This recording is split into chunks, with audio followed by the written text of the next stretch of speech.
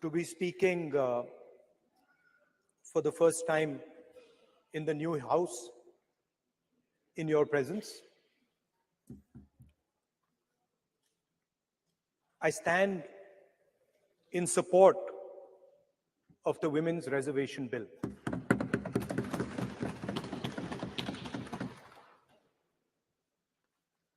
Yesterday, I was listening to the discussion, and the issue of the Sengol came up.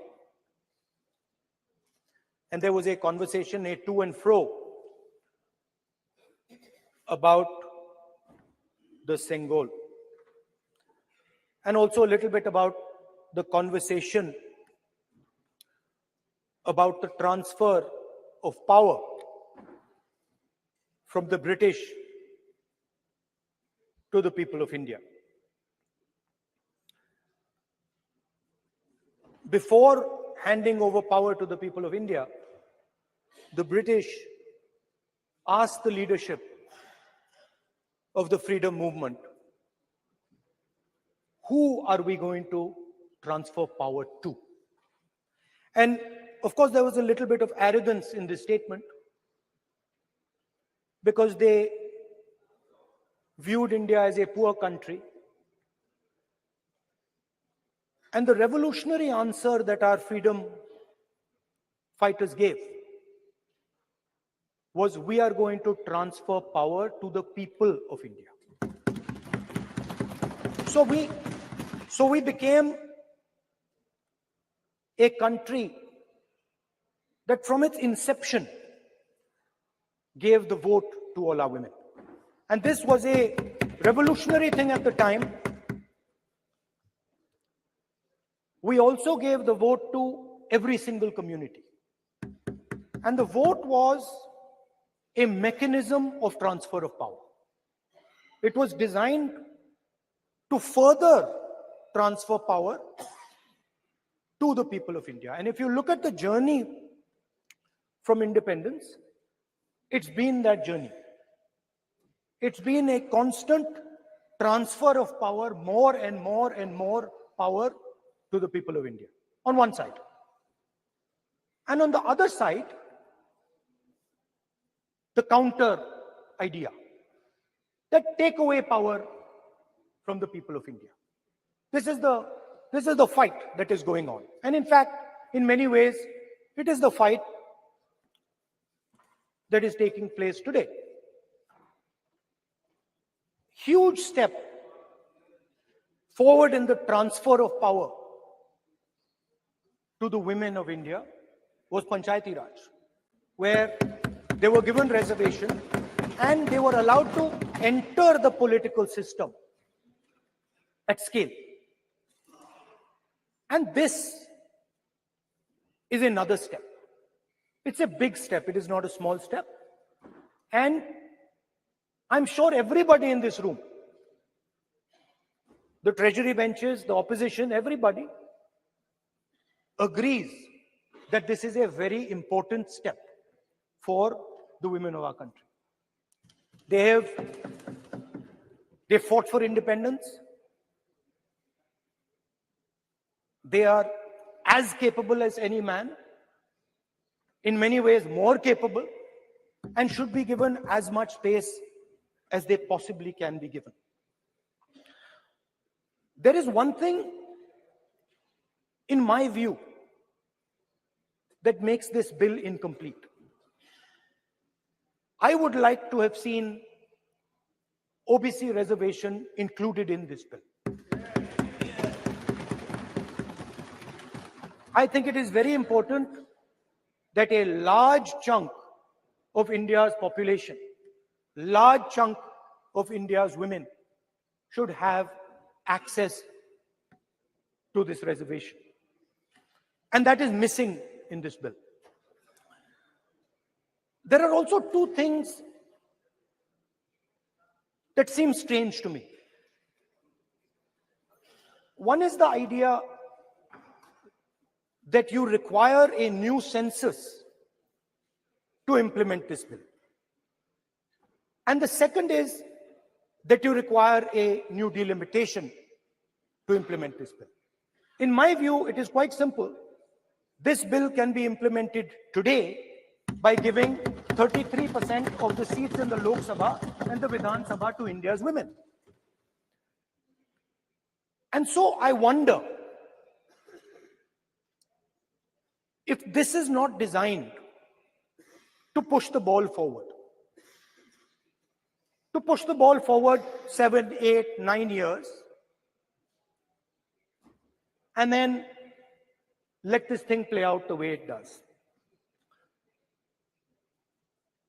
I know my friends tend to like to take the attention of people away from other issues. You know, there is, of course, the Adani issue, which is they always want to take the attention away. But there is another, I would like to say that. One of the things that, this is quite a nice building. Nice peacocks. Nice peacock feathers on the ground. Nice peacock feathers in the chair. It's a nice, tasteful building. But frankly, I would have liked to see the President of India in this process. The President of India is a woman. She represents the tribal community, and it would have been befitting to have her visible in this transfer from one house to the other. So one of the things that the government likes to distract from, of course, is Mr. Adani. And there is another thing that the government likes to distract everybody from. And that thing is called the caste census. For some reason, and I don't quite understand what this reason is, the moment the opposition raises the issue of caste census, the BJP tries to create a new distraction, a new sudden, event, so that the OBC community and the people of India look the other way. In my research for this speech, I took a look at the different institutions that define how our country moves forward. There are many. There is the Lok Sabha, Rajya Sabha, Vidhan Sabhas. There is the bureaucracy. There is the press. And there's the judiciary. And I looked with an eye to understand what is the participation of the OBC community in these institutions. मतलब हमारे जो institutions हैं उनमें OBC की भागीदारी कितनी है, ये सवाल मैं पूछ रहा था और मैंने अलग अलग इंस्टीट्यूशंस में थोड़ा रिसर्च किया. जो सेंट्रल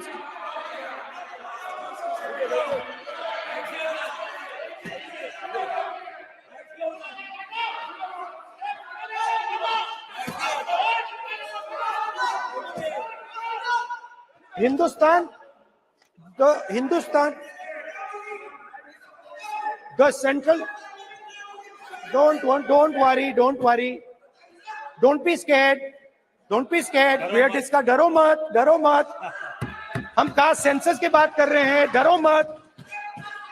तो मैंने, I checked, simple thing I did. I said, look, what is the most important set of people in the government of India? The people who define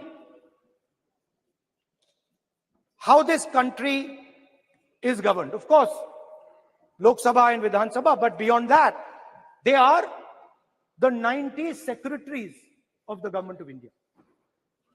90 people secretaries are responsible for managing the core of the government of India. And I asked myself the question, how many of the 90 people come from the OBC community? And I was shocked and shattered by the answer. मैंने ये सवाल पूछा कि ये जो 70 secretary हैं, 90 secretary हैं, ये जो हिंदुस्तान की सरकार को चलाते हैं, जो बजट को चलाते हैं, इनमें से ओबीसी कितने हैं? नरेंद्र मोदी जी प्रधानमंत्री हैं, ओबीसी के लिए काम करते हैं। मैंने ये सवाल पूछा। मैं आपको जवाब देना चाहता हूं, हिंदुस्तान के सेक्रेटरीज 90 में से सिर्फ 3 ओबीसी से हैं। और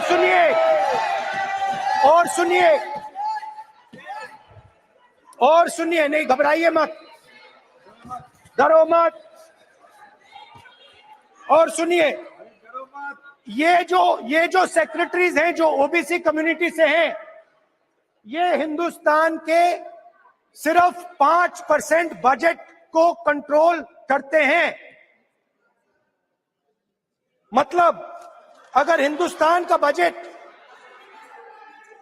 44 लाख करोड़ का है, तो ये 2.47 लाख करोड़ मतलब 5% कंट्रोल करते हैं। और सुनिए, मैं कर रहा हूं, मैं वहीं आ रहा हूं।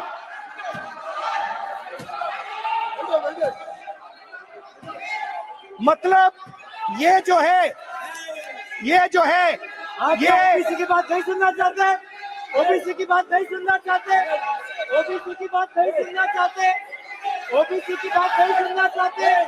आप ओबीसी के खिलाफ है, आप ओबीसी के खिलाफ है, ओबीसी के खिलाफ है। आप ओबीसी के अधिकार के बारे में नहीं सुनना चाहते, ओबीसी के बारे में नहीं सुनना चाहते, ओबीसी के प्रति न्याय नहीं चाहते, ओबीसी के प्रति न्याय नहीं होना चाहिए।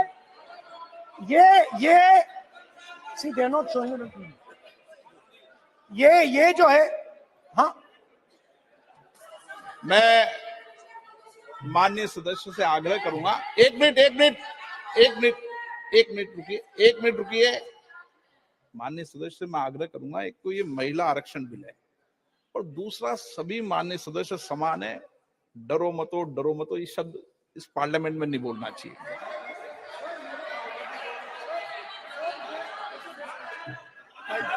सर, ये जो डिस्कशन है, सर, स्पीकर सर, this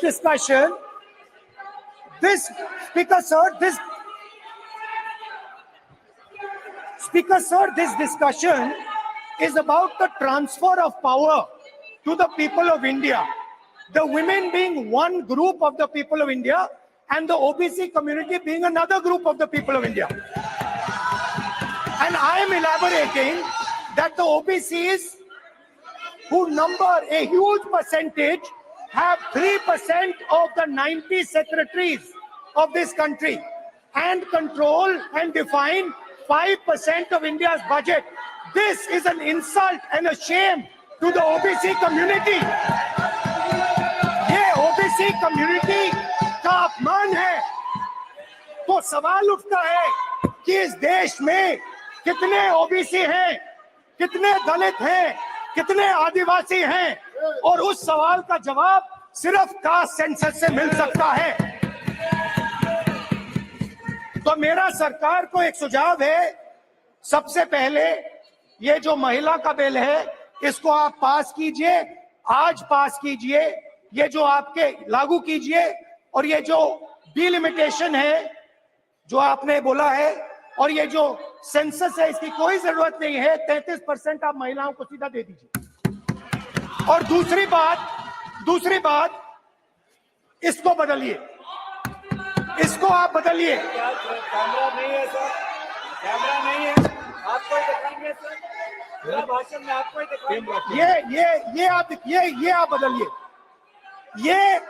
ये जो लिस्ट है, ये ओबीसी समाज का अपमान है। 90 लोग हिंदुस्तान के सेक्रेटरी हैं, उनमें से 3 लोग ओबीसी समाज के हैं, 5% बजट को कंट्रोल करते हैं। तो जल्दी से जल्दी आप कास्ट सेंसस कीजिए, जल्दी से जल्दी जो हमने कास्ट सेंसस किया था उसका डेटा आप रिलीज कीजिए, और अगर आप नहीं करेंगे तो हम कर डालेंगे। Thank you.